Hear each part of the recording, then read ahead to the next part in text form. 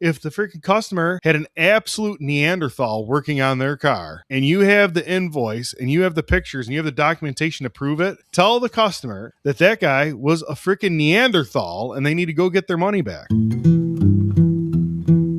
The following program features a bunch of doofuses talking about the automotive aftermarket. The stuff we, or our guests may say, do not necessarily reflect the beliefs of our peers, our sponsors, or any other associations we may have. There may be some spicy language in this show, so if you get your feelings hurt easily, you should probably just move along. So without further ado, here's your host, Mike Allen, with Confessions of a Shop Owner, presented by Techmetric. Simply the best software ever made.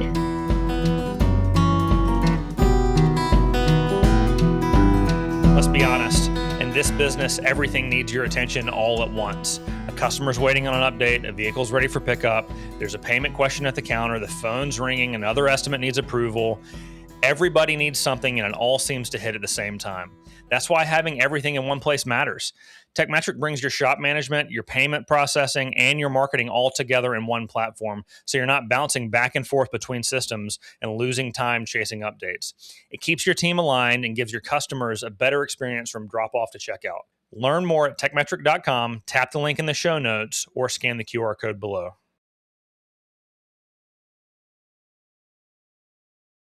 Are you good at cars? Do you suck at cars? Well, join me, Joshua Coombs, at ASTA Expo in 2026 and tell us how good or bad you really are. I'm Zeb Beard, inviting you to the ASTA Expo. I'll be there. Come find me. We can fight. Don't matter to me because I'm going to come either way. Hey now, I'm Justin Allen and I'm going to the ASTA Expo. Say my name. I'm going to the Expo. The ASTA Expo. But I'm not going in landscape mode. Say my name.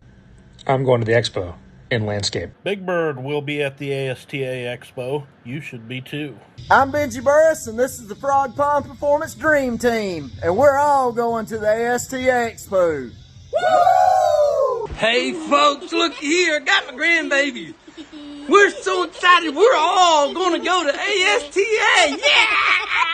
Push the button now. Say my name. I'm going to the expo over here in portrait mode. Landscape is so lame.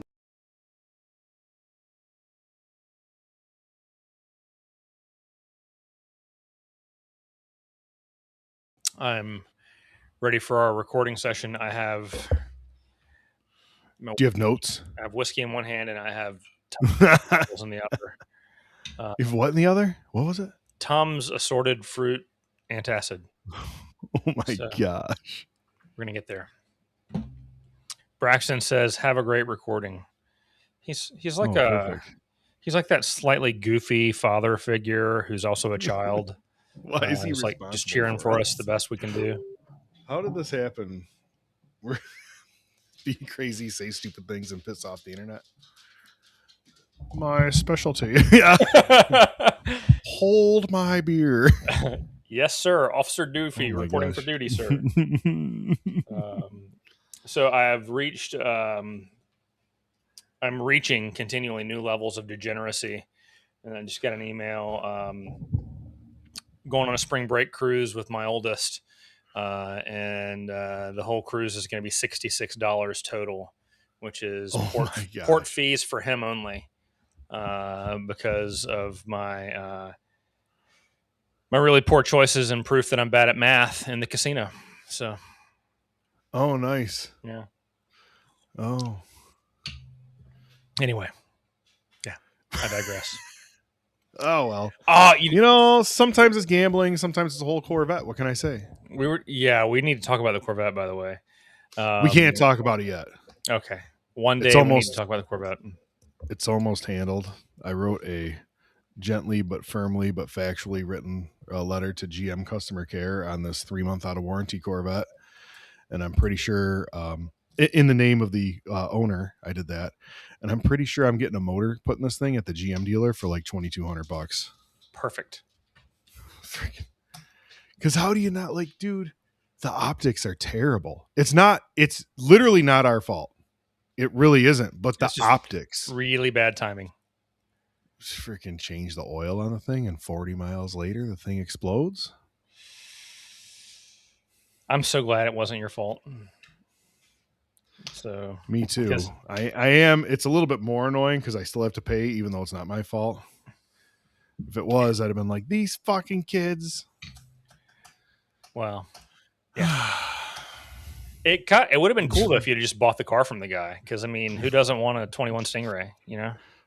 It's to a point now where we're joking about it a little bit. Like Jim was talking about going to Harbor Freight and doing a Predator engine swap on the Corvette. Get the biggest lawnmower engine they have at Harbor Freight. You can drop her in there. You get some really big speakers in the back to make it sound like a Corvette. Yeah, like the Charger E Charger, right? E Charger. Mm-hmm. Have you heard one of those E Chargers? No, that has the speaker and the muffler. Dude, when you ready on that thing, you can hear it from like a block away. It's insane. That's we so serviced first thing, it's that loud. Second, somehow we service 2 of them. We have 2 of them that we service. We did brakes on one. It was like $4,100 for brakes. Well, look, if you make it louder, people think it's faster and they enjoy driving it more. It's so loud. It's ridiculous. Stupid. Like you start it and it's like, I was at the end of the road. I was like, what the hell was that noise? Oh, somebody's pulling the E-Charger in for tires. Yeah. How much do the interior speakers pipe car sound into the car for the driver to think it's louder than it is? Oh, I'm sure. That's what they should do, is they should pipe sound in through the speaker system so that... Well, they've piped sound into cars for a long time, right? Yeah. Did you know that? For like noise cancellation?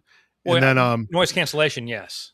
If you go way back to the Taurus SHO, not the Yamaha engine one, but the first generation that had turbocharged engine, it's got this black rubber tube that comes off the air intake after the air filter, and that goes to the HVAC box so you can hear the turbochargers through the vent of the car. It's just a resonance chamber. It's a resonance chamber to pipe sound in through the HVAC system so you can hear the turbos more. And you know what? People fucking loved their SHO back in the 90s, right? They love it. So, yeah. Well, and this would have been probably late 90s. Because those were still Yamaha engined. Those were still V8 cars. Okay. This would have been like 2007, 2008. I remember Automobile Magazine did a huge thing. That 07 show was amazing. It was like beating all the Euro cars up the Pike Peak hill climb. That's what they did. They took it to Pikes Peak with professional drivers, and it was like eating the BMWs and the Jaguars and everything. Freaking shitty ass. Were they eating BMWs and well, when I think of, who's going to dominate Pikes Peak hill climb, Jaguar's not on the list. No. And the other thing that I always thought about, it was cool that it beat them up Pikes Peak, but none of the German cars are made to run up Pikes Peak. They're all made to run 135 miles an hour. Yeah. In a straight line for a very long time. At 3,000 feet above sea level. Yeah. So, yeah. Whatever. It was still cool. Anyways. Yeah. Looking at our list, we have Rage Bait in the Hangout. I got a letter from the Attorney General today. Oh, no. It's remarkably stupid. We have a fixed price for coolant exchange service, right? And it's fixed at I don't even know what the price is. Let's call it like $189.99 or whatever it is, right? Call it $100, whatever, right? And if you have a very expensive coolant and my cost is really high, it's still $100.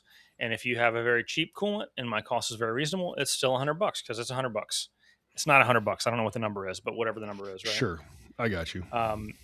And one of my guys didn't document the repair order properly. And it was a vehicle with cheap coolant. And it's a fixed price menu price item. Yeah. And the pricing was on there, and it just said discount coolant plus $20.84.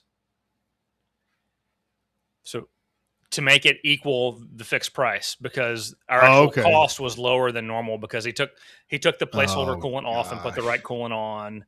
And You have some person that was in there for their freaking menu priced coolant flush that's having a freaking canary because you discounted a plus number. yeah, I said, what do you mean you added $20 to the price of the job? And should never be a problem if you just make the price what the price is and not. So now I'm just gonna give the dude $20.84 back, right?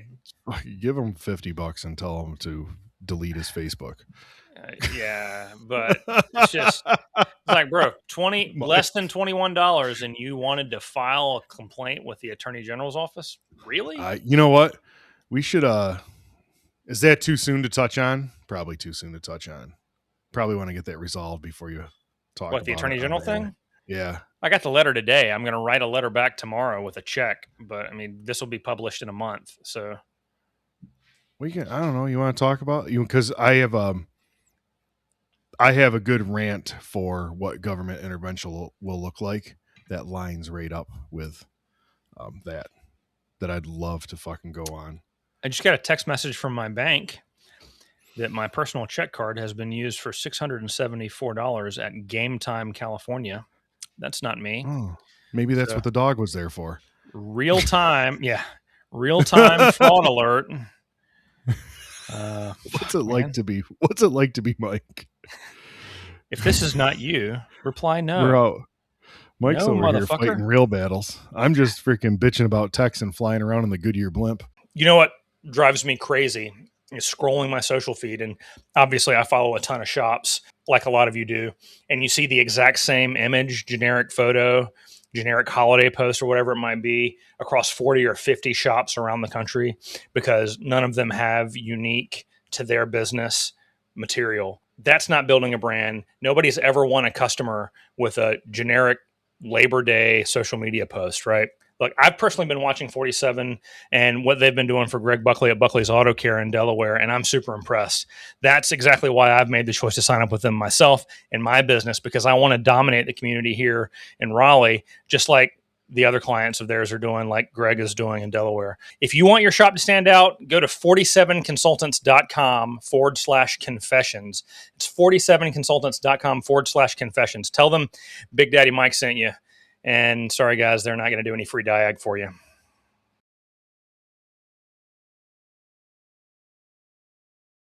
Okay, so guys, today I'm actually here recording and I've got part of Team Detect Auto off camera and we're just laughing about some of the tool names that they have. But one of the ones I want to talk to you about today, they call it the Inspection Finding Writer, which is a terrible name, bro. Do better. But it is an awesome tool to go along with that. You know, when I was trying to find a way to describe it, if you've ever used Grammarly as an add-on onto your web browser, it's like Grammarly, but for tech speak.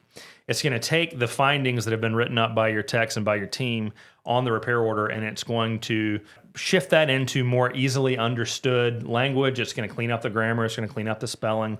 But the other thing that's super cool about it is it's also got the ability to analyze images that are added to the repair order. If I check a red item on my DVI for fluid leaks and take a picture of an oil pan that's obviously leaking, it's going to identify that that's an oil pan that's leaking, and it's going to give that language into the repair order for you. So that's, yet again, going to save you time typing and writing it out. Now, you can also add a little bit more context, add some simple, very short context, and it will expand upon that for effect. It's just another great tool that the team at Detect Auto are putting out there to help streamline your business, make things run more smoothly. Now they just need to work on naming their tools. If you want to find out more, check out the link to Detect Auto in our show notes. You know, I spent a period of my life as a ground crew technician for the Goodyear Blimp. You did not. Yeah, so... listen, you were also the number one Tupperware salesperson in the Midwest. Number two, sorry. Number one is aiming too high. Also, shopping cart wheel balancer. Yeah, you know? Shopping cart wheel balancers. Target gets the premium package. Yeah, no. Nice try. Nice try, Mike. The Blimp folder, the professional Blimp folder is the one. Is the one that people fall for the most. Professional Blimp folder. I've never heard that one. Oh no, it's I tell people I hadn't heard your Goodyear blimp thing before. Oh. I just assumed it was bullshit. No, so I've got this thing. My brother and I do this when we're out in a random town at a bar and we're striking up conversations with strangers that we'll never talk to again. We make up ridiculous careers. I knew about that. I knew about that part. And so this one is, they ask you, I don't really want to talk about it. You'd laugh at me. And then you get them to pull it out of you. It's like, well, I mean, you've seen like at major sporting events or races or football games, they have the Goodyear blimp or the MetLife blimp or whatever else. Well, I'm ground crew for the blimp. And, you might see at the Daytona 500 on Sunday, and then it's in San Diego on Wednesday for a football game or on whatever. Right. And nobody knows they have 3 of them. Well, you can't fly that thing across the country in 72 hours against the prevailing trade wind. So what they do is actually land it, and you disassemble the cab, right? And then you deflate it and you fold it up and you put it on a train, and it's like 5 train cars because it's sections that you separate. And so I was ground crew. I specialized in the packaging and unpackaging. So the guys, my family picks on me. They call me a blimp folder. But it's really cool because you get to go on rides. You get to go up in it at least once a year. And so you just add on to the. Does anybody ever not fall for it? Does everybody fall for it every time? Everybody falls for it initially. The one time that crashed and burned the worst was fucking Lucas. We were in Vegas for SEMA and Apex, and we were at a bar. What's the hotel next to the Venetian? The Palazzo. Yeah. We were in the Palazzo at a bar next to the high roller section, and there were these like women from the Midwest that were there for some totally unrelated convention, and they were eating Mary Kay convention up, and it was just hilarious. And I turned around to order another round of drinks for the guys. When I turned back around, Lucas is telling them that we're actually here for an auto show and we're in the automotive industry. I'm like, you motherfucker! What a bitch thing to do. That makes me sad. Yeah. I know, right? Oh, gosh. I've had a couple of the good alternative career stories with Lucas. I had one where I had a burgeoning skincare, like a boutique skincare company, and I had an exfoliating skin rub that was actually a tub of dry rub that we had gotten from the Golden Steer that night when we had dinner. And I had convinced this woman that she could take it in a bath and marinate herself. I would leave it would leave a comforting tingle as you apply it. It was just oh my gosh. So we should probably edit that whole part out. Was that recording? Was it? Oh yeah, I've been recording for 13 minutes. That's awesome. Oh, all right. So, are we going to do an episode today, or are we just going to sure?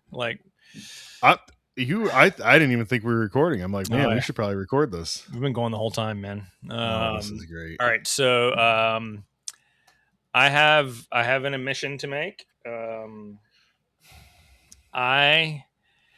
Some people might find this hard to believe, but I made an anonymous post in one of the Facebook groups that I was actually just being a troll. I wasn't being totally transparent and honest. I was just being a troll. Oh no! Should I read the post? Do such a? Oh, I wish you would. So I said, and this is anonymous, right? I said, "Hey everybody, weird question. So about 6 months ago, I got tired of seeing every business in town charging 3 or 4% credit card fees while I wasn't. I decided to bite the bullet and offer a 3% cash discount. In the time since I did this, I've had a total of 1 person speak out against it. In retrospect, it was a no-brainer. This has got me thinking about other opportunities for extra fees. More and more, it feels like every small business in town has default tips screen on the credit card processing. 15, 20, 25%, and even other for more. And I know you've all seen them, at the coffee shop. They just flip the screen over and you're guilted into tipping, right? And so I said, 2 questions. First, if I set a default tip request screen, but I set it super low, like 5 or 8 or 10%. Do you think it would make many people upset? And second, how best to fairly split the tips up among the crew? I mean, I work in the shop some days, but I also take phone calls and write tickets as well. So I think it's fair for me to keep a portion of the tips. What are your thoughts? It's so good. It's one of my better pieces so of work. Was it even on Friday? Was it on a Friday or no? No, it was on a Thursday morning. It was on a Thursday morning. That's right. I think somebody did comment and say it's not Friday yet. Yeah. One of my friends actually took a screenshot and texted it to me and said, "You're too transparent." He like knew it was me. Oh my goodness. But it's still Thursday, so please wait till later to post this. Yeah, right. But I got a lot of it'll go over like a turd in the pool. If you're working in the shop plus answering phones and writing tips, those tip amounts are low. Got to bump those numbers up to 15, 20, or 25%, just like a restaurant. It's not too late to delete this post before you embarrass yourself. Which is anonymous, so nobody's embarrassed. Well, you know that Kieran, I mean, he knows that it was me, and he's just sitting back watching the shit show laughing about it. But I had some people that were like really angry. Some of them took the stinky bait and ran with it, and it was pretty amazing.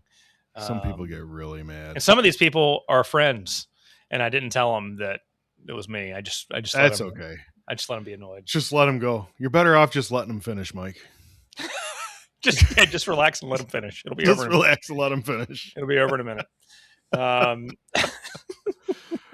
So that's my confession for this episode is that I'm sure that you guys find this hard to believe, but I'm a secret internet troll.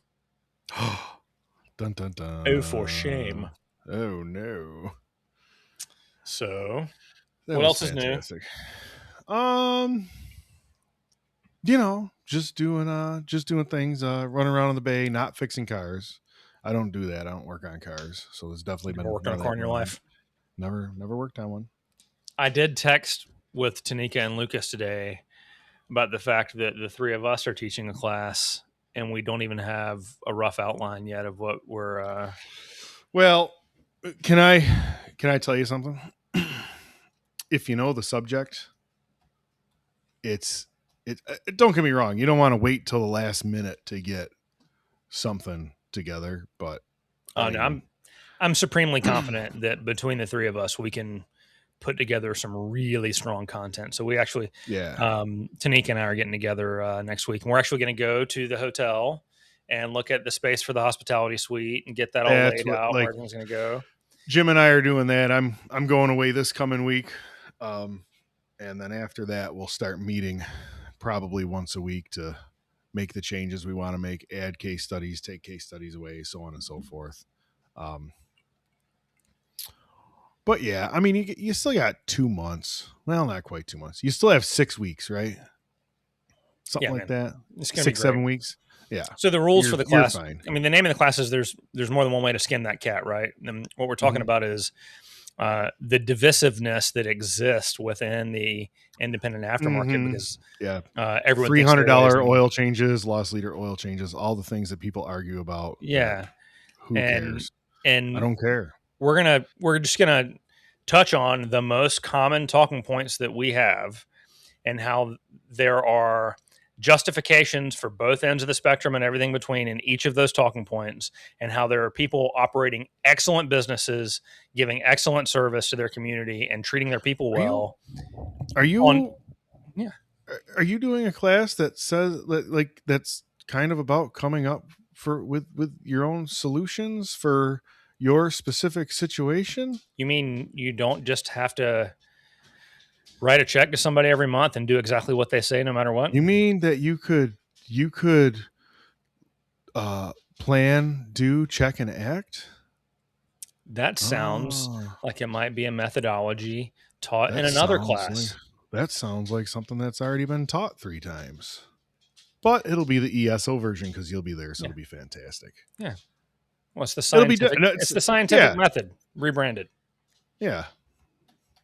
All right, I'm gonna. It'll be more, and you know what? Too, the Where are you going? I don't know what to do with my hands. I think that you, Lucas, and Tanika that'll be a diverse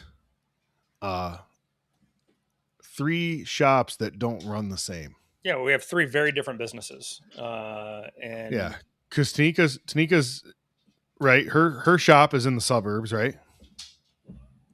Kinda. She's outside of town. Yeah, but she's outside of town. She's on the major artery feeding into the university town, Chapel Hill. And she runs 4 not days anywhere a week. and not anywhere near like what you run like, right? Mm-hmm. Yeah, she's the and exact Lucas. opposite. You can make the argument that Lucas's shop runs closer to what Tanika's does, but he's in the middle of nowhere. Well, you know, right. If you had to like kind of he was very similar to Tanika, and then he built this big new building that has big new building cost. And so his business has had to evolve to a significant degree. And then Tanika is second generation, open 4 days a week, puts money to the bottom line, and don't give a fuck about discounts or coupons or anything else. You're going to come to her, you're going to do it her way, or you're not going to come. You can get the fuck out. And then, you know, I'm more of a multi-location, growth-minded, loss leader, customer acquisition strategy. So we're, you know, I would say that Tanika's on one end of the spectrum, I'm on the other, and Lucas is in the middle. Maybe drifting slightly more towards her side just because of his uber woke owner personality. Oh my God. What? Uber woke owner. I love it. Yeah, he's I would say that he's like he's the Bill Clinton of auto repair, you know, Southern Democrat, smooth talker. I mean, I don't think he's a Democrat. I mean, I don't care if he is or not, but maybe he's like a good Southern Baptist preacher. I was just gonna say Baptist. Yeah, I can get behind that. I can see that. Yeah, it's good. It's good. He's probably in a better mood than people like you and me. He's probably not angry. He's probably not angry all the time. Great service advisors are not born. They are trained, coached, and developed. That's why Elite Worldwide created the Masters Service Advisor Program, an intensive 3-day training happening September 10 through 12 in Dallas, Texas. This class is built for service advisors who want to elevate every part of their performance, from customer communication and relationship building to presenting recommendations with confidence and increasing overall sales right away. You'll learn proven strategies used by top-performing advisors across the industry while gaining practical tools you can immediately apply in your shop.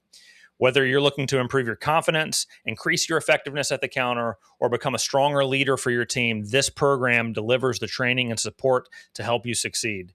Join us in Dallas this September to take the next step towards becoming a world-class service advisor.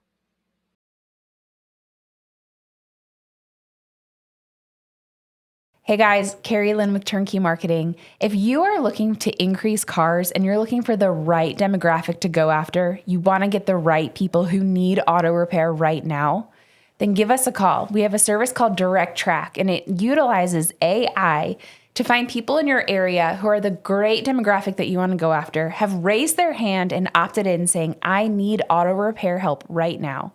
We send them an email. As soon as they open the email, we then get their physical address, follow it up with commercial ads on all their streaming services like Hulu and YouTube and ESPN, Fox News, all those different things. And then we also get their physical address and we start sending banner ads and display ads to every single device in that house. It has been incredibly effective. It has made shops seem like they're everywhere to those people who need repairs right then. And I mean, I'm telling you guys, the return on investment has been huge. So if you want to increase car count, you want to get great people in the door, give us a call or reach out to us and ask us about Direct Track marketing. You know, I could see Lucas being that guy who has a shirt on that says on the outside, I look calm, but in my head, I've already killed you 3 times. Or is that David? Because no, David says it out loud. No, David doesn't look calm. So we were talking about. Gosh. We were talking about who we want to record with at ASTA Expo, And there's a long list of folks that we're hoping to sit down and chat with. But I was like, you know what? I want to record with David Roman. Oh yeah, this was excellent. And so Braxton texted David mid meeting while we were in the meeting, and David was like, not only no, but fuck no, absolutely not. It would be terrible. I hate that guy. I don't know if he said I hate that guy or not, but I think that's what he meant. I think he might have said I hate that guy. Yeah. We should do it. We should get like David and Cecil and who else loves to call me a moron as much as possible? And Dutch. David, Cecil, and Dutch. That'd be good. Is good what you use for that? Lucas and I are going to go try to sit down and have a conversation with Dutch and get it on tape soon. So I think that'll be fun. He's the best. We're going to set up in his shop. I went to visit him the other day, and he's got he's got his old 7.3 diesel pickup. Oh yeah, I know. In there. And then he's got a couple of Porsches. Oh yeah. He's got a Cayenne and a Carrera or something. And I was like, I didn't know he was a Porsche guy, but oh yeah. Really. And he's got the Cayenne torn apart, doing dash work. I'm like, dude, I'm not sure you need to be doing dash work. No, so, I'm not sure that he cared about your opinion on that subject. It's probably accurate.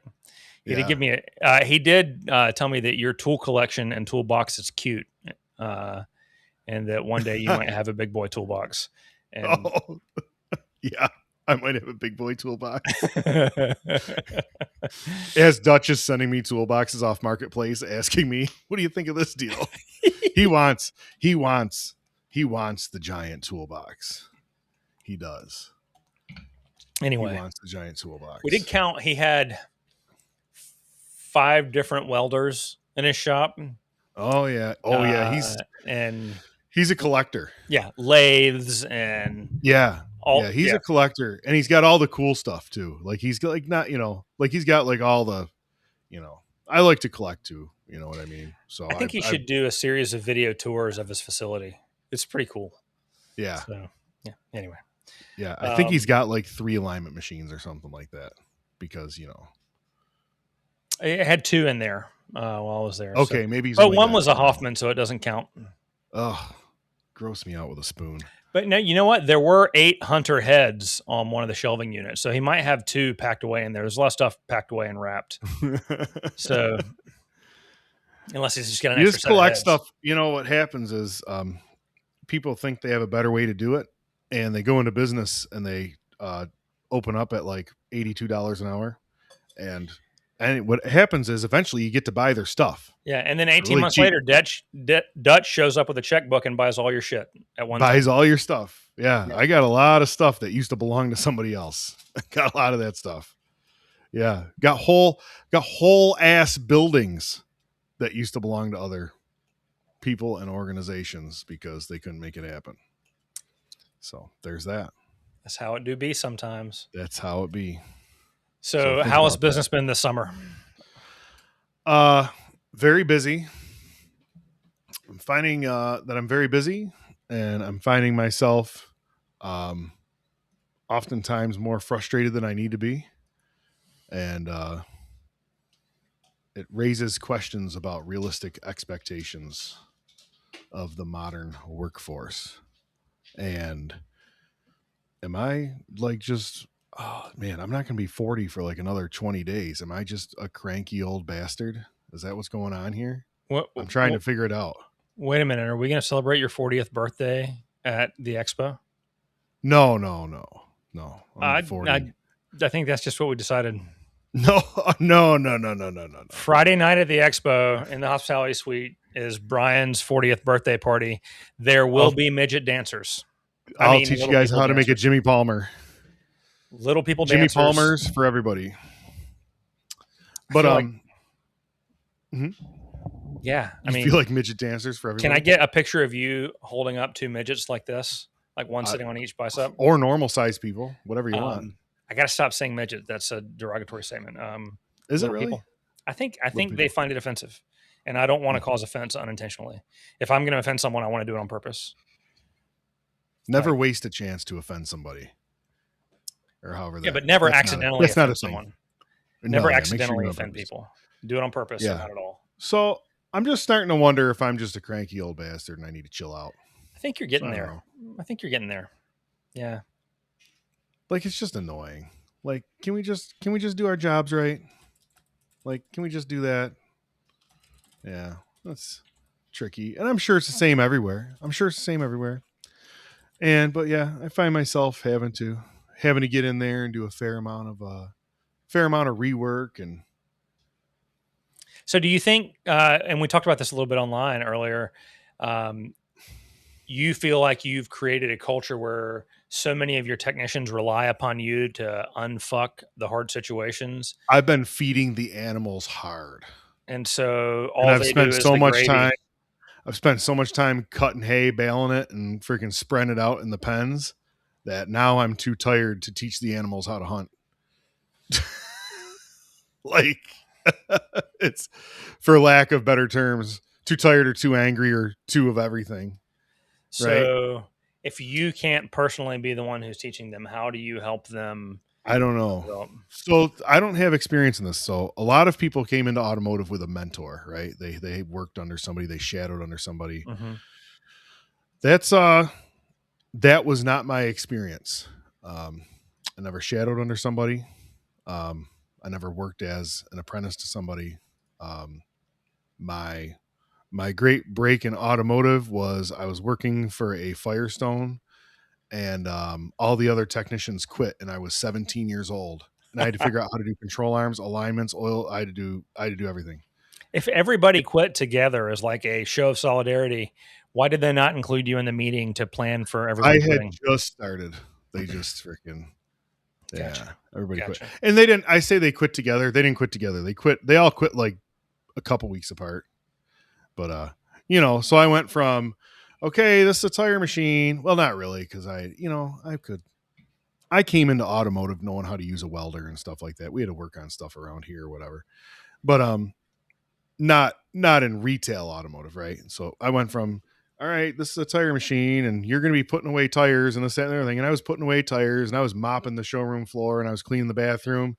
And then like, hey man, Carl and Kevin quit. And this is a GM and this is called a 3100 and the intake's leak. We need you to change this intake manifold gasket.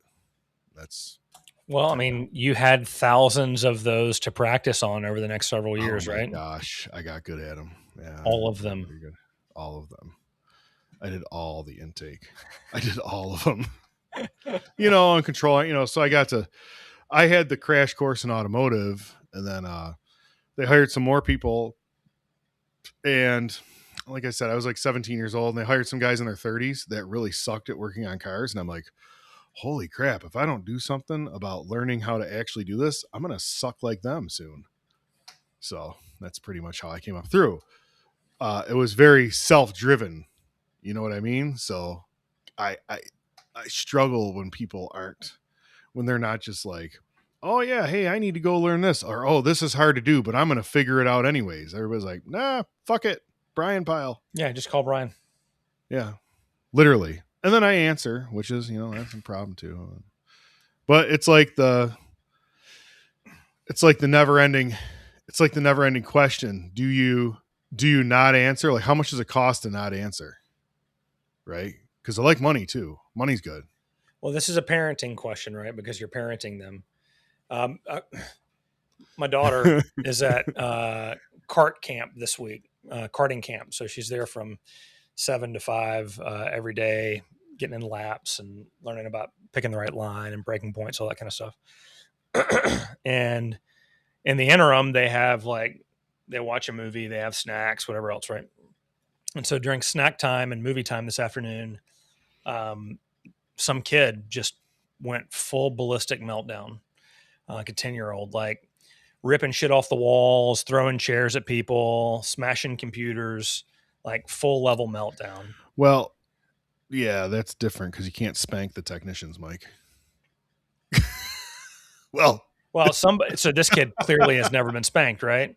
If he thinks that it's okay to behave that way in public, he's never had consequences for his actions, because this is not a special healthcare and special needs child, right? Because there are some children who don't have the ability to control their emotions in that capacity. Sure. But if this kid can be left at a week-long camp and can operate a cart at high speed, there's a level of cognitive aptitude that comes along with that, I would guess. But is he just copying his parents?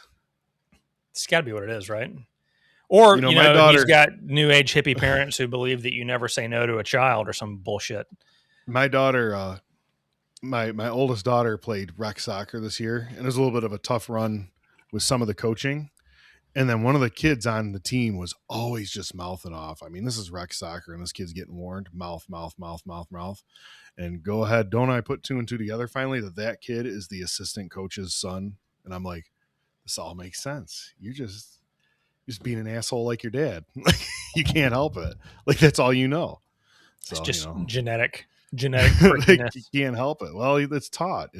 So, yeah, I think that I think one thing for sure is that when you start talking to shop owners across the country and even in your local area, you find out that it's actually same thing, different address. So at first I was like, what is going on here? Is freaking, I'm like looking outside. Is there a UFO up in the air? Is it freaking Bermuda Triangle? What's going on here? And then I start talking to people. I'm like, oh, this is a thing that everybody seems to be dealing with right now, where it's like daycare. And I'm like, all right, how do we transition out of this? Are we expecting too much? Is the idea of a self-starter, self-motivated person that's in the blue collar trades that's just going to hammer it out and learn what they got to do and do the best they can? Has that ship sailed? I don't know. Your 40 hours average effort equals average pay rant that got all the commenters up in their feels. There's literally a dude arguing that he should be paid $100,000 a year, which is not a huge number in today's marketplace. No, it's but not. Still, it is a big number for a lot of folks, depending on what part of the country you're in, right? Sure. But he's arguing that he should be paid $100,000 a year before he has $100,000 a year value skill set. Oh yeah, so that he can learn. I'm like, how does that? Like, who? What a fucking moron! Open your own shop and go pay yourself $100,000 before you can turn $100,000 in net. Go do that. Yeah. Let us know how you did.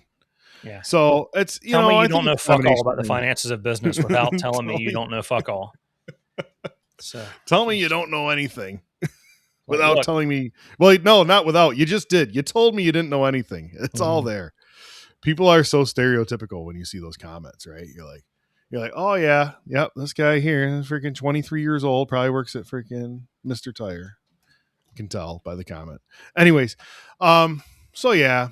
So then it has, but it goes into this huge, if things keep going in this direction, what are we going to be dealing with down the road as far as competency? And because to stay at, obviously the efforts aren't matching, the efforts industry wide aren't matching the effort will not get you to the competency level that we need to be to service modern automobiles, right?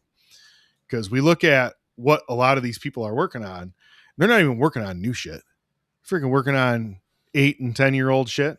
Like, you can't get through this problem on a 2018 and all the information's already out there and the parts are already out there and the Identifix tracks are already out there and the pattern failures are already out there and all the information's already been shared in the aftermarket. Like, dude, what are you going to do when a 2025 comes in?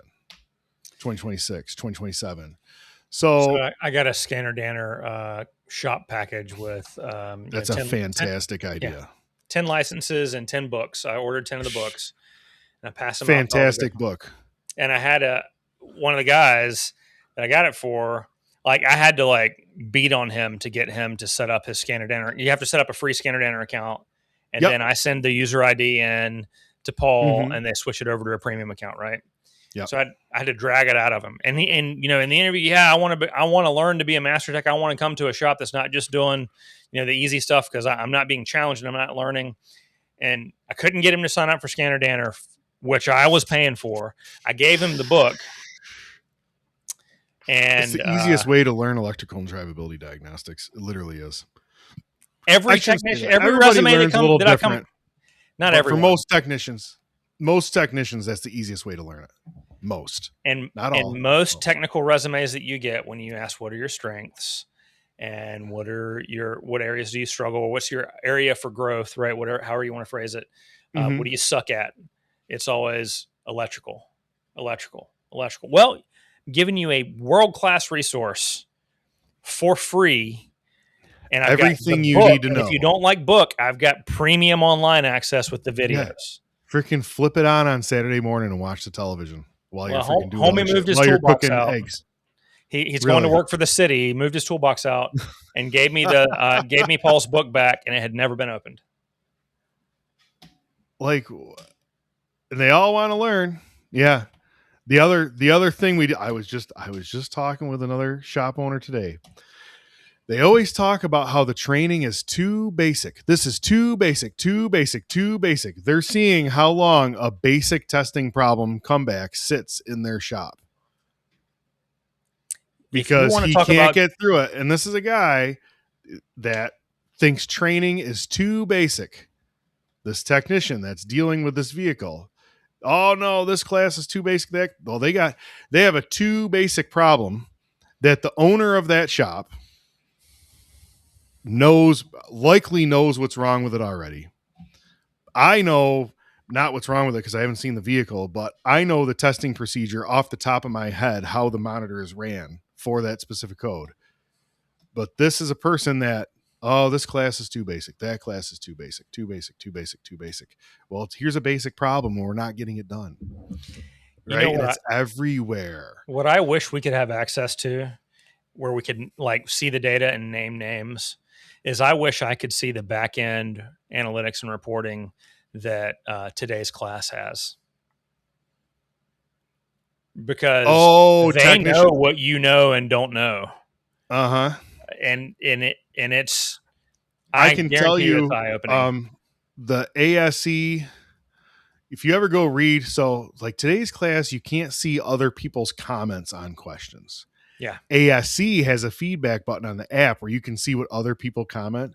And oh my gosh, are people so confidently wrong when they're like, this question's wrong, blah, blah, blah, blah, blah. And I'm like, no, the question's not wrong. The question's absolutely right. You don't know what the hell you're talking about. And the worst part is, you know just enough about this where you think you actually know something. So you're the most annoying type of person to deal with on the face of the planet because you don't actually know the subject, but you think you do. And it's super annoying. And then that another freaking conversation I had today when people are talking about, well, it's going to turn to government intervention. No, here's what government intervention is going to look like. Government intervention is going to look like this. There's going to be freaking 95% of the shops out there ain't going to be able to find their own asshole with a machete, a tour guide, and a roadmap, right? In the freaking DMV or the National Highway Safety, whatever, they're not going to do anything about that. Is the tour guide cute? No, ugly tour guide. All right, copy. Okay. I'm sorry. The government's not going to do anything about that, though. You know what they're going to do? They're going to have shops that either the shop owner or the shop owner retains somebody that knows or whatever. The shops that can actually get to the bottom of the complicated problems are going to realize that as everybody's work-life balance, as everybody's skill sets across the industry continue to shrink, and they're going to have the guy or the girl or the guys or the team, right? Because maybe somebody's not a super duper tech here, but maybe they are here, right? The team that can figure out the problem, that shop's going to know what they have, not to sound like Facebook Marketplace. And they're going to be like, you know what? F all these clowns. You want your freaking light figured out that's been to 3 other shops? No problem. It's $400 an hour, right? And what's going to happen is government intervention isn't going to go to those other shops that charge the customer to put the wrong parts on. Government intervention looks like something the New York State DMV just started. They have a whole unit dedicated to price gouging. So we're not worried about shops that are putting fucking catalytic converters on over a freaking exhaust gasket leak or a bad O2 sensor. But fuck, if this guy decides that he's got to make $340 an hour to work on that piece of shit because he's not billing any parts during the diagnostic, somebody's going to be up their ass about the price. Meanwhile, I go up to the new stadium, beer's going to be $20 a can. But they want to talk to me about price gouging? That's what government intervention looks like. It's already started in New York State. Nobody gives a shit about the shops that didn't do the job right. Let's talk about this shop that we think charged too much for that job. In a capitalist society, if it's too much, go somewhere else. There's a shop on every corner. I live out in the boonies. Yes I drive past 6 shops a day. I live in the middle of nowhere. If you think it's too much, go somewhere else. Nope, we got a whole unit dedicated to price gouging. And that's what government intervention looks like. And that's why everybody's so fucking pissed off about it. Because all of us that know what it looks like are already dealing with it. Hence me in New York State with a whole ass price gouging unit, but a nobody didn't fix the fucking car right unit have to deal with the bullshit. So do you know who government intervention price gouging unit is not going to fuck with? Who's that? Free diag guy. Yo, fuck you, asshole. Oh gosh, I'm telling you, it's enraging. You freaking go over to the state. The Bills just got done with a new stadium, right?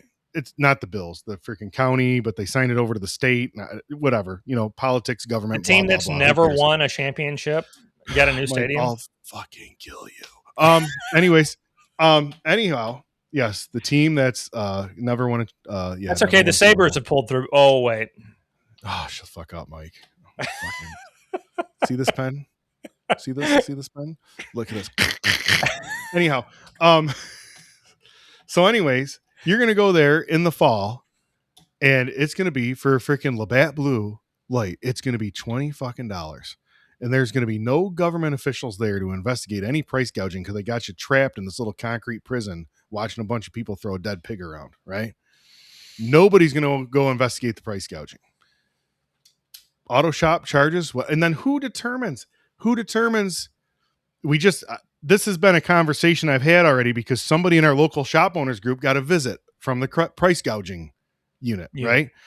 Okay, well, he's got a really nice shop. His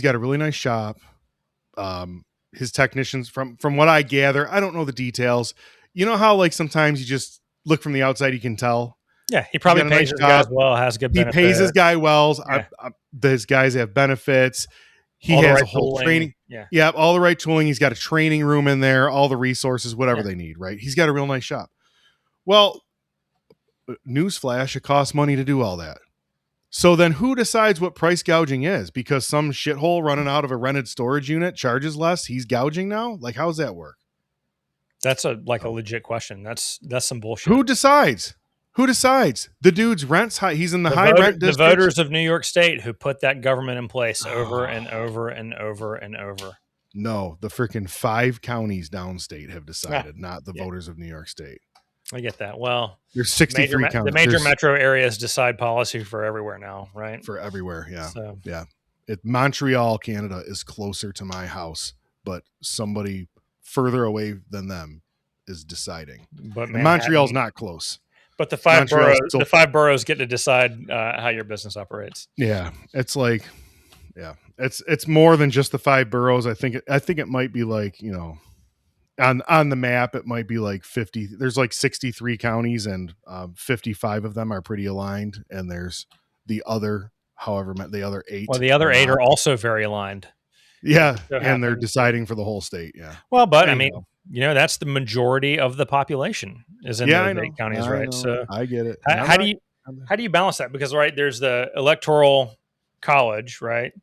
That was designed to try to strike a balance between density and giving representation to the people in the rural areas, but we're not feeling very represented. Don't get me started about the people who move out of the city out here ever since COVID. Oh, freaking drive me nuts. Oh, they're going to come. They're going to come fuck up your area. They fucked up their area. Don't get me started. Don't get me started, Mike. Anyways, that's why Texas is slowly turning into California light. Yep. So move to Idaho. Idaho's still just the land of extremism and militias. I got a buddy who has some shops in Idaho and the Coeur d'Alene area, and during the riots during COVID, that were very racially fueled riots, about police brutality towards black people and that kind of thing. He was like, "We heard that they're going to bus some rioters up from California to Coeur d'Alene. So we're all getting our guns and going downtown. That's like every And small town across America did that. I was like, are you fucking kidding me right now? You think that they care about Coeur d'Alene enough that they're going to come and try to burn down your town a 5-hour drive away from the nearest liberal city? You know, you never know, man. Come on, buddy. Come on, man. What a disaster. How did we end up here? Where did this start at? I don't know. I think we were talking about government intervention. Government intervention. Yeah. So anyways, that's, if you ever see me irritated about what government intervention looks like, that's why I'm mad about it. Because not only could they not fix the problem, even if they were to, they won't even address the right problem. They don't even have the capability of fixing the actual problems. They couldn't even do that. Even if they could identify them, they couldn't fix them. Well, let me ask you this. The big problems that are there, and by the nature of the independent aftermarket, it's so disparate and so divided and so fragmented. Sure. We can't all agree on anything in the first place, much less solve any of the big problems, because we all feel like there are different ways to solve it. I've commented before, nobody can even figure out what freaking coolant they need to put in a car. But we're going to solve the freaking. But we are going to have a fixed price and get a letter from the Attorney General about the coolant. But we spend all this time talking around the problems and the different viewpoints. Fuck, Lucas and Tanika and I are going to do a class about that exact thing. We're never going to fix them. No, that's why I have such a problem with people who are like, well, I don't really, there's no need to really badmouth the other shop and this, that, and the other thing. No, if the freaking customer had an absolute Neanderthal working on their car, and you have the invoice and you have the pictures and you have the documentation to prove it, tell the customer that guy was a freaking Neanderthal and they need to go get their money back. Like, how does anything get fixed if you can't even advise the customer that they're probably entitled to their money back? How do you fix anything? Okay, you can't even tell the customer that? Okay, how do we fix anything? Right? I mean, that's what I do. And you know what? I've had situations with cars where it's a shop owner local and you make a phone call and the shop owner's like, holy crap, man. Yeah, dude, just freaking fix it up and run my card. I've had that situation before, Well, I've definitely had situations where a customer's car has, had a warrantable breakdown out of town. And I just find an independent where they are and say, hey man, need to check this out. If we fuck this up, tell me I fucked it up and I'm just going to pay for it to be fixed. Yep. And if it wasn't us, please tell me it wasn't us. This is a good customer. They'll pay for you to fix it, Yeah. But I don't know, man. I think, the conversations are fun. That's why we have these conversations and record them all the time. But are we going to solve any of the issues? No, we're just strapping in for what's coming. Correction. We're going to solve the issues at ASTA Expo in the hospitality suite. That's right. With two tiny people that are there to wish Bryan a happy 40th birthday. We are not having midgets at the, Look, I shouldn't say that. I don't know. Maybe we will. They're really nice dudes. And they got great dance moves. I'll tell you what, I was going to say there's no way there will be midgets there, but there was like aliens and spacewalkers there last year. So I'm going to tell you, if I arranged it, would you Jello wrestle multiple tiny people? Fuck yeah. Jello wrestle? It's all slippery and shit. What about synthetic I got to be able oil? to grab a hold. I got to be able to grab a hold. No, okay. I can't be doing that in any lube. Okay. What about just dry wrestling? Dry wrestling? Yeah. Oh yeah, that'd be great. All right. You imagine how far I could throw one of them things? One of those things. See ya, sucker. You throw them all the way to the Miata. I was on the phone with somebody the other day. All the way to the Miata. I was on the phone with somebody the other day, and they said, people probably wouldn't mess with you so much if they seen how effortlessly I can't talk. Effortlessly that you threw Zeb. That I picked up Zeb off the ground with a bad back. He's like, the people probably wouldn't mess with you. I go, well, that's okay. They can. Did you see Zeb's invitation to the expo? Yes, it's amazing. My name's Zeb. I think I was supposed to. It's so good. Maybe it might be spliced into this episode, so I hope it is. But that'd be awesome. that guy's a genius. That's the perfect. Actually, I think this podcast is the perfect spot to have that. Perfect spot. Where else would you put that one? What other podcast could you put that clip on? Remarkable Results. Probably not. No? No. I can send it. I'll send it to Tracy, see what she thinks. See if she wants to splice it in. Tell her I'll give her $5 and a bottle of Busch Light. Ooh. It's probably going to be a no-go. Molson Ice Light. I don't know what you can't have Molson Ice and Light. Do they make they don't make an ice light? I don't know. It's either dude. ice or light. As I go. You're listing every gas station beer you've ever seen. Has it done 200 miles an hour at Daytona? It's my kind of beer. Oh gosh. All right. Well. So, anyways, after I went off the rails so I forgot to hit record. Is that a problem? Should we start over? Oh fuck. I'm just kidding. Strap in. Even the dog's mad. The dog's looking at me. She's like, "Are you fucking kidding me right now?" What else is new, Mike? Oh man. So my wife gave notice at her job over the weekend. And today was her first day back since then. And her contract's got 90-day notice clause. And so she actually gave him notice to the end of the year. So she gave 4 months notice instead of 3. And no one spoke of it all day in the office. They're just pretending it's not happening. It's like it doesn't exist. Like it's not a thing. So whatever. You have 4 months to figure it out. So that happened. Hired 4 guys between last week and this week.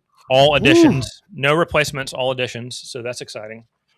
2 advisors, 2 technicians. Yeah, it's time. Good.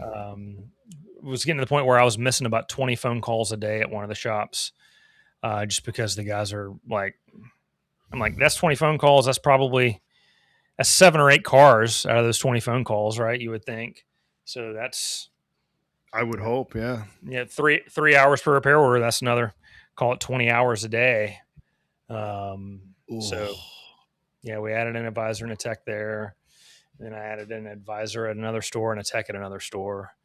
And we've shuffled a couple guys around, kind of load leveling skill set so that we have high level guys with guys that can learn from them, that kind of thing. Trying not to be like Wilco and have one grumpy old guy who can fix everything, but nobody else can. So it's not like that. It's just, I don't know. It's annoying little things lately. Annoying little things that people could do better with. And I'm always screwing up too, but I feel like I feel bad about it. I don't know. Do your guys listen to the podcast? I don't think so. Do they know? Or they might. Or they might. Oh yeah. One of my guys does, and I said, I don't know who Mr. Subaru is.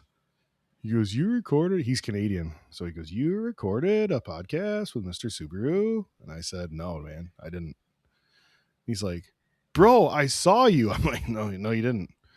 He actually hurt himself playing kickball the other day. That's one of the most embarrassing moments of my life was playing kickball. I don't know why I share these things. This is going to be great. I'm ready. I wound up for the big kick, and this is kickball on the beach, very wide beach at low tide. We had suckered in like eight or nine people from other families, kids, adults, everything. And this is going to be so good. It's like slow pitch, like you pitch to your own team, kickball. And I wind up for like a freaking home run. It's going to be great. You're going to kick it like into the stratosphere. I missed the ball. Oh, completely. You were like Charlie Brown with a football. Yeah, 100%. And I swung so hard that I fell backwards and hit my butt and the back of my head on the hard-packed wet sand and was injured. You were injured? Brought the kickball game to a grinding halt. Like, look, You fell so hard playing a bullshit sport on a bullshit surface, you were injured. I mean, look, there was significant alcohol involved, but that's no excuse. I'm pretty sure my oldest is ashamed of me to this day. This is the greatest day of my life. And you know what? When I came out of the concussion, I was like, fuck, I need a Miata. That's what happens. I need a Miata and a podcast. Freaking guy, that all makes sense. Freaking guy hit his head. I got it now. It's all coming together. Oh my gosh. What have I've had some embarrassing things like that happen. I freaking fell down the stairs once. I think I had more embarrassment from that than I did from my balls out for the customer thing. What's your embarrassment level after Jeff mopped the floor with you sumo wrestling? I want you to know that if we had been playing real rule sumo, I got his back foot out of the circle before he threw me. Both times. Through you. Yeah. So I dominated that match. I feel like I wasn't paying attention. Yes, because you were prepping to murder Zeb. You were next up. I did not murder Zeb. We were gently sparring. Picked him up like this and threw him onto the couch. I did not pick him up. I did not pick him up over my head. That did not happen. Twirled not him in around. that condition. Twirl him around. That's like a baton. I'm kind of sad. I don't think there's going to be sumo wrestling this year. Doesn't seem like maybe. Well, I told him that if there was, I wasn't going to be a fucking part of it. I'll tell you that much. Oh, I really want. I was hoping there would be because I would 100% call out David for sumo wrestling. Well, unless Jeff paid me more, because he paid me $5,000 last year to take the fall. Oh, shut up! If he paid me more, there's no way. He didn't pay anything. No, he understood that the jaded mechanic couldn't possibly lose to the ESO. It would be too bad for the optics. And I got no pride. I was willing to take I got no pride. I'm not a sellout, but I'll do anything for money. $20 is $20. I kept my socks on. Oh my gosh. Anyway. People got to get to the expo. They got to go. I'm excited about it. Flights booked, hotels booked, everything's booked. We are the ticket sales are outpacing last year already. So it'll be bigger than it's ever been. The expo floor is double the size that it was last year. And all the meals are going to be held in the middle of the expo floor. We're going to have like a dining area set out there, and there's going to be a restaurant attached to the back. It's going to be good. I find it funny that I have to, I'm in charge of 4 small humans, a dog and a cat, but like Kaylee has to babysit me. She's like, hey, are you going to register as a speaker or what? And I'm like, ooh, yeah, gotcha. And that's not what she said, because how she doesn't talk like that. Yeah, because she's super polite and super kind always. Yeah, super kind. She said it in the most kindest way possible. And I'm like, oh yeah, I'll probably do that. And then there was something else. I don't know. I did send her a message the other day asking a question, and she responded to me with an AI response. And I called her out on that shit. I was like, nobody puts that many hyphenated words in their text messages. Did you just use ChatGPT to respond to me? And she was like, look, I've got a lot going on, okay? That's awesome. That's awesome. I told her, I said, I'm kind of embarrassed that I'm in charge of 4 humans, a dog, and a cat, and that you have to babysit. I've done this ASTA thing multiple times, and you have to. But anyways, we're all squared away. So. Yeah. We still got I still haven't booked my flights for Apex and SEMA, but I promise I'll do that this week. I promised you guys Me too. I'll do that this week. So I'm going to do that. Fingers crossed we'll get there. Are you like me and you keep waiting for the prices to go down? You're like, fuck, why is it so fucking prices expensive? Never go down. It's insane. I'm investigating that thing that we talked about in the place with the stuff. I think it's going to be awesome. More to come later once we figure out if we'll get arrested or put on a blacklist for it. So we'll see.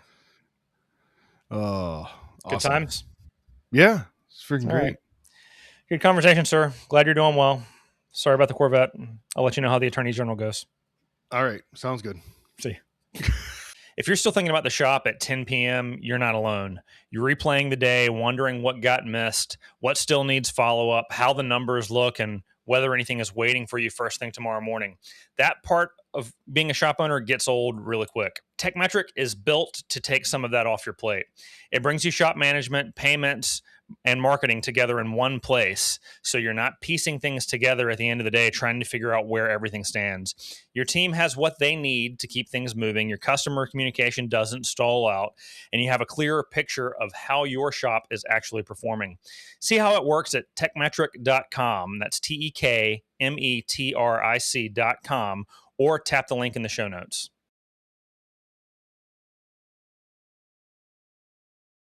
Hey, thanks so much for watching our video today. If you enjoyed this content and you'd like to see some more, you can click right here.